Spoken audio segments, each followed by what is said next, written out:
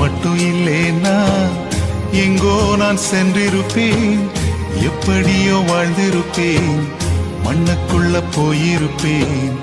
மறந்தும் போயிருப்பார், மறந்தே போயிருப்பார், இங்க மட்டும் இல்லேனா.